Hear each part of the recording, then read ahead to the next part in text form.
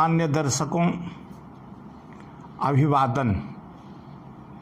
मैं श्री आचार्य पंडित भागीरथ पांडे आप लोगों के समक्ष एक ज्योतिष का अद्भुत सूत्र लेकर उपस्थित हूँ, जो कुंडली में कैसे ग्रहों की जुति होने से उसका क्या फल होता है, कौन कौन से ग्रहों की जुति किस घर के साथ हो जाने से क्या फल देता है, उसी के संबंध में मैं उदाहरण कुंडली के साथ उपस्थित हूँ।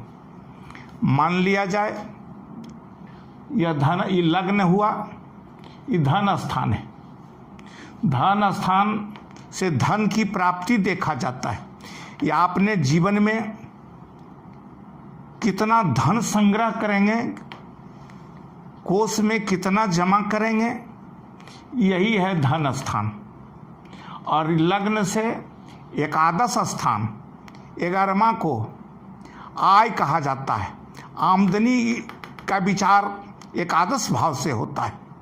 तो एकादश भाव का स्वामी और धन भाव का स्वामी, धन भाव का स्वामी कोई भी हो सकता है। जैसे अगर यहाँ मेष लगन का उदाहरण देंगे तो यहाँ वृक्ष होगा, तो वृक्ष हो गया तो वृक्ष के स्वामी शुक्र हो गए, तो धनेश शुक्र भी हो सकते हैं।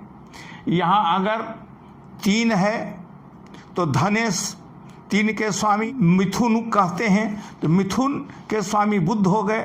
यहाँ अगर हम 4 कहते हैं, 4 लिखते हैं तो कर्कस्याधिपति चंद्रमा या धनेश चंद्रमा हो गए।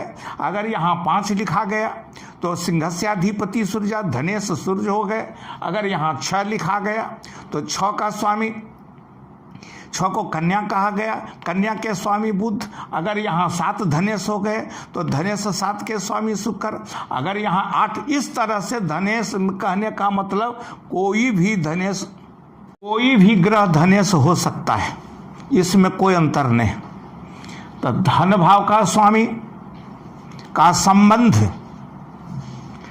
अगर मान लिया जाए पंचम स्थान से हो जाए, पंचम लग्न से पंचम यही हुआ 1 2 3 4 5। पंचम स्थान शिक्षा का है, पंचम स्थान विद्या का है, पंचम स्थान बुद्धि का है। तो बुद्धि भाव का स्वामी अर्थात इसमें जो अंक है उसका स्वामी और धन भाव का स्वामी, इन दोनों ग्रहों में जुति हो जाए। जैसे मान लिया जाए यहां मेष लगन है तो ये वृक्ष हो गए, मिथुन, कर्क, सिंह। पंचम में सिंह हुआ तो सिंह के स्वामी सूर्य, तो पंचमेश और धन भाव में लिखा हुआ है वृक्ष, वृक्ष के स्वामी शुक्र। तो दोनों की जुति हो जाए। पंचम स्थान शिक्षा का है, ज्ञान का है, बुद्धि का है, बुद्धि भाव का स्वामी और धनेश शुक्र, दोनों की जुति यदि एक ही स्थान में हो जाए, यहां हो जाए सूर्य और शुक्र, या शुक्र या सूर्य यहां हो जाए, धन भाव का स्वामी और पंचम भाव का स्वामी की जुति हो जाने से धनदायक योग बन जाता है। इसलिए कि यह शिक्षा का है, यह विद्या का है, यह बुद्धि का स्थान है। तो बुद्धि भाव का स्वामी, ज्ञान भाव का स्वामी का संबंध यदि द्वितीय स्थान से हो जाए तो बुद्धि के द्वारा धन की प्राप्ति का योग बन जाता है ना। ऐसे समझा जाए, अगर लग्न से तृतीय स्थान है तो तृतीय स्थान में तृतीयेश हो गए, तृतीयेश को कहते हैं पराक्रम। तो पराक्रम भाव और लग्न से दशम भाव को कर्म भाव कहते हैं। तो दोनों एक ही स्थान है, यह हुआ कर्म, यह हुआ पराक्रम। तब पराक्रम में प्रा को हटा देते हैं तो यह इसका भी कर्म बच जाता है, इसका भी कर्म बच जाता है। अर्थात दोनों स्थान का महत्व बराबर है।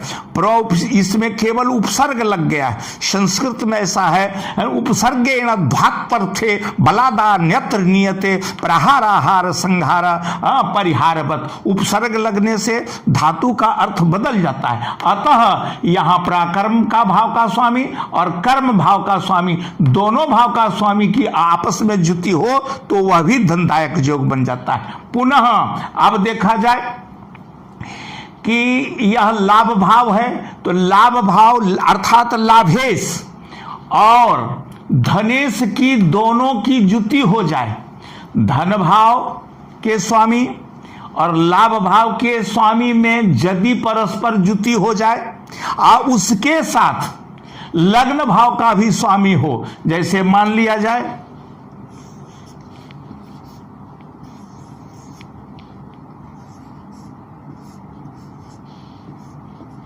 अब देखा जाए यहां लाभेश, यहां शनि हो गए, 11 अंक है, 11 अंक को कुंभ कहते हैं, कुंभ के स्वामी शनि।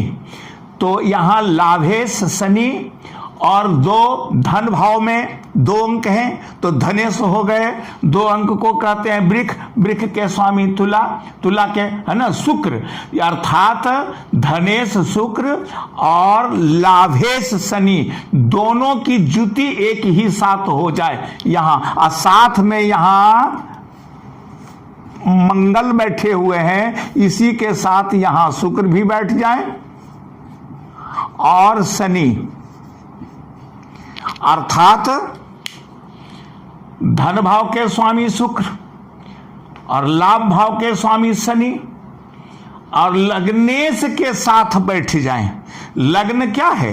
लग्न स्वतः आप हैं। यह धन के उपभोग करने वाले कौन हो गए? तो लग्नेश अर्थात आप स्वतः हैं। तो धनेश और लाभेश के जुति के साथ एक साथ जुति हो गए, उसके साथ लग्नेश भी मंगल बैठ गए, तो लग्नेश मंगल के संयोग हो जाने से यह बहुत जबरदस्त धनदायक योग बनता है। अब इसका उदाहरण कुंडली में पेश करता हूं। धनदायक योग में सूत्र की व्याख्या इस प्रकार हो रही थी कि यदि धनेश और एकादशेश ये धन स्थान है और ये लक्ष्मी स्थान, यह आमदनी का स्थान है, तो धन भाव का स्वामी और आय भाव का स्वामी दोनों यदि एकत्रित हो जाएं, तो यहां देखा जाए स्वर्गीय राजीव गांधी की कुंडली है, इसमें द्वितीयेश 6 अंक लिखा हुआ है दूसरे स्थान में धन भाव में, 6 के स्वामी बुध, अब बुध लग्न में ही बैठे हुए।